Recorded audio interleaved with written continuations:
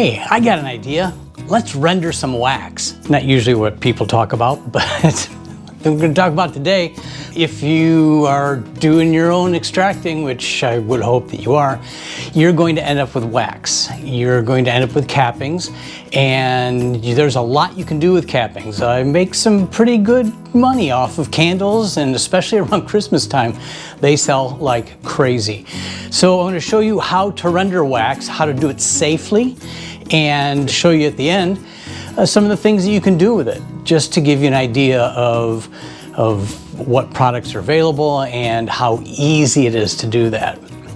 So today we're going to talk about a couple of different ways to render wax. I'm going to talk about the two main ways that I render. And that is with my trusty 2-burner stove here. And we have a remnants of a hurricane coming through the St. Louis area today. But I can show you a really simple way to do a solar wax melt.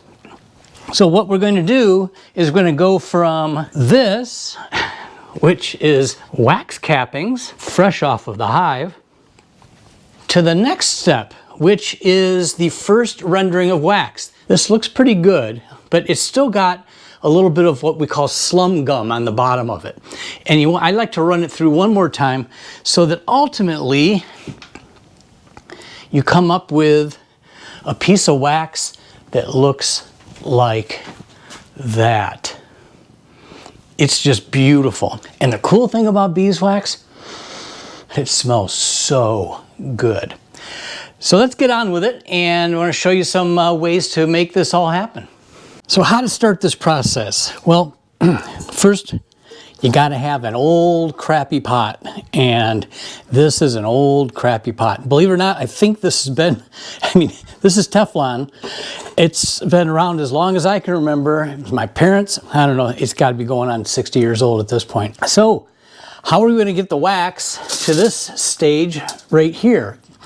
So the way that we do that is I bought these paint bags. These are just basically for straining paint. I got them on Amazon. I paid $20 for 25 of them. And they are invaluable. I think it is the best possible way to render wax, and I'm going to show you why, and I also think it helps keep it a little bit tidier and a little bit safer. But what I do is I take the bag and I put it over the top of the pot. I spread it out. Then I do the messy part. You just take handfuls of wax and handfuls of wax. Actually cappings at this point still, because these cappings are going to have a little bit of everything in them. They're going to have a little bit of parts of bees. They're going to have a little bit of honey, although the bottom of the bucket holds most of the honey. It's dripped down to that point. What I have found, for some weird reason, that honey tastes like ugh. So I don't really ever use it. So normally I pack this until you can't really pack any more in. But today we're just going to stop with that amount so that we can show you what's going on. So then you take your yucky hand and you come over here and you rinse it off real quick to get all the sticky off. And then, and this is a critical part, you take your pan and you put water in it. This is essential, absolutely essential if you're using a hot stove. Because if you put beeswax directly into this pot, even with this in here, the melting temperature of it is so low you risk burning down your house. You don't want it to catch on fire. And the other thing you'll do if you heat it directly is if you overheat it, you've ruined your wax. It will turn out brown. And then basically it's good for nothing. So then what you do is I take the top of this and I pull it up. Then I go look for my string. Then after I've looked and looked and looked for my string, can't find it anywhere, I go, oh, look, string. Then I simply pull this up a bit and tie it off. So I've got a tidy little package. Mostly I just want to keep the bag away from the edge, and it just makes it easier for me to grab onto it as a whole. Then the magic begins. We basically turn on the heat, well, first, because I always unplug because I know that's the safest thing to do. Then turn on the heat. We check the light, the little light is on, and away we go. Then we just wait for it to melt, and we'll come in and check on it every once in a while. From this point to first rendering, we're probably talking, I'm thinking 45 minutes. Right now it's 3:31 in the afternoon. When we come back and it's done, I will read off the time for you. So there you go, 3:31.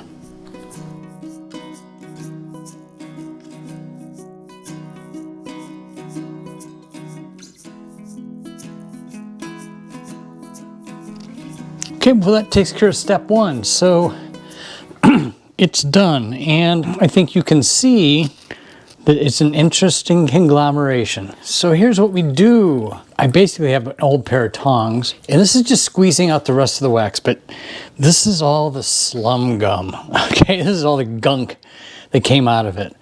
So I basically just squeeze out every bit of wax I can, only because I know how hard the bees work to make this wax, and I also know how valuable it is. And then usually I get down to the bottom here, and I just do a quick squeeze, but hold very carefully, because I will tell you that wax hurts like hell when it burns you. So be very, very careful. I just burned myself pretty good with this wax. Yeah, but I think I'm gonna be okay. But so that's what I'm here to tell you. So be very, very careful. Wax hurts. And if you're not careful, it can hurt you pretty bad. I just take this bag of slum gum and set it aside. I take an old, usually I like a plastic plate because it holds better. And now we just let the wax slowly cool. I am going to move it to the side where it's not as hot. But there is a real zen also to wax cooling.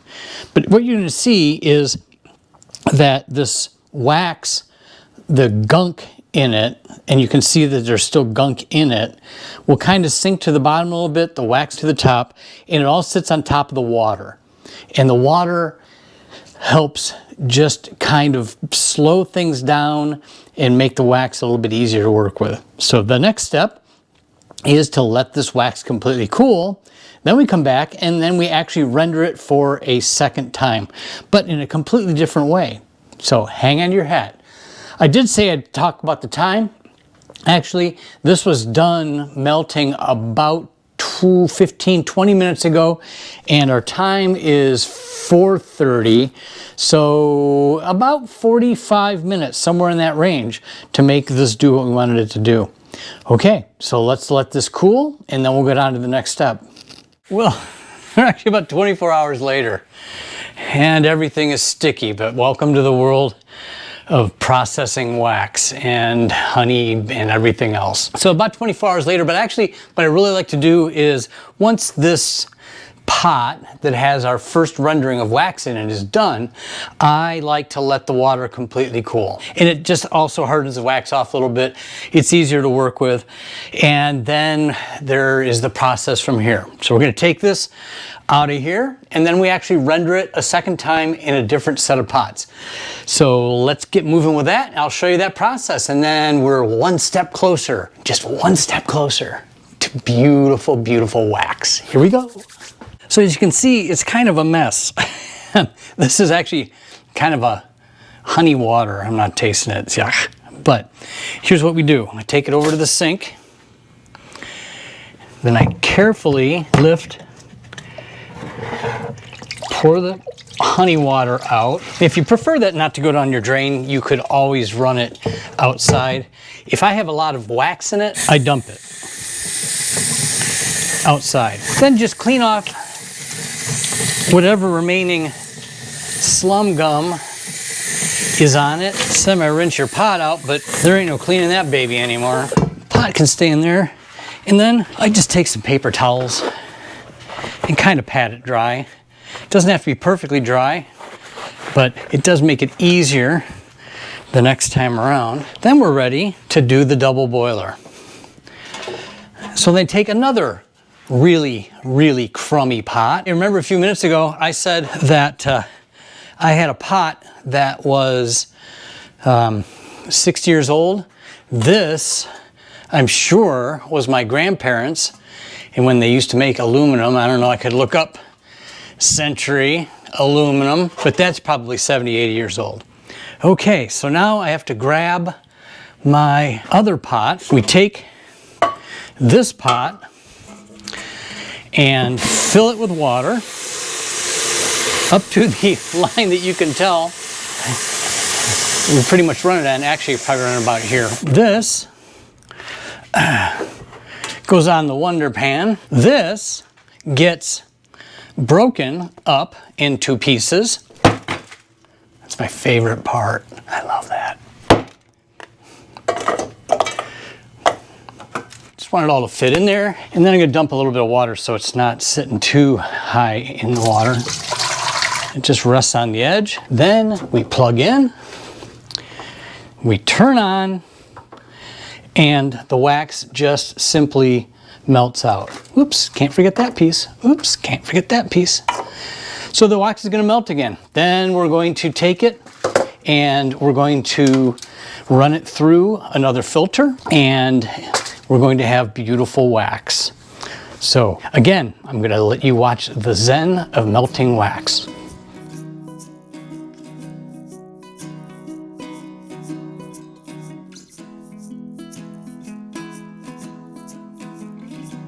So it's melted. It's time to make this thing happen. We are going to then do what should be, we hope, our final version of this. So now that it's done, turn it off. Again, safety, pull the plug. It's just the safe thing to do. And then I use, again, I take one of my filters, my paint bucket things, and I just use this over and over and over. So this is kind of my sacrificial one. So what I'm gonna do is I take this off. I do take a paper towel and wipe the bottom of it, mainly for my own safety, because I'm here to tell you that water in the bottom is hot. Then we simply take this and pour it very slowly and carefully over the top. And you can see the slum gum coming off of it. But I try to keep it as close to a small as I can, because then I get more use out of this. And then really quickly, while everything is still slum gummy, as quick as you can, because it dries out really fast. Wipe your pan out. Oh my God, that was hot. Oh, my pan is clean now. There we go. This will now cool, and with any luck, it's perfectly clean on the bottom. And we'll show you that tomorrow once this cools off.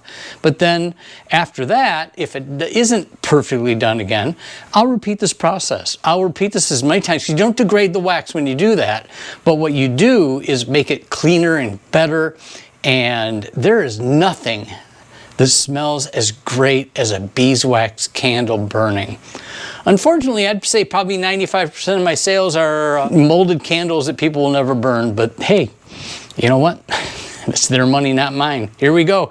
So we'll be back once this is cooled to show you the final product. And so let's talk about the results.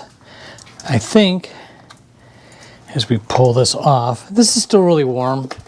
I'm kind of pushing it only because I want to get this video moving. So, but this is the beauty of it. Ignore that, that's on the outside. But this is incredible wax. So there might be a little bit of honey here in the bottom. Not much going to deal with that. I'll just wipe that out and it'll be fine. I'll rinse it out and dry it. But here we are. So next up, what I'm going to do is I'm going to show you how to do a really quick, easy solar cooler using this pan right here. And it's going to do a great job. I also have in the works a solar cooler. I also have in the works a solar melter that completely comes back apart and folds down into a flat piece. That's for another video. I'm working on the details of that, but I'm pretty excited about where it's going.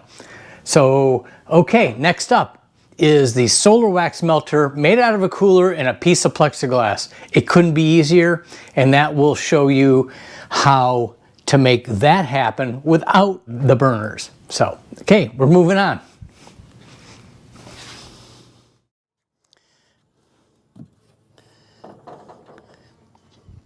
This is going to be the simplest solar wax melter you could ever find. You probably have everything around the house. You might not have the piece of plexiglass that you need, but there's not much to it. It's simply your pot. I've already preloaded this. I do put water in it. You can see that down there. Not a lot, maybe an inch in the bottom.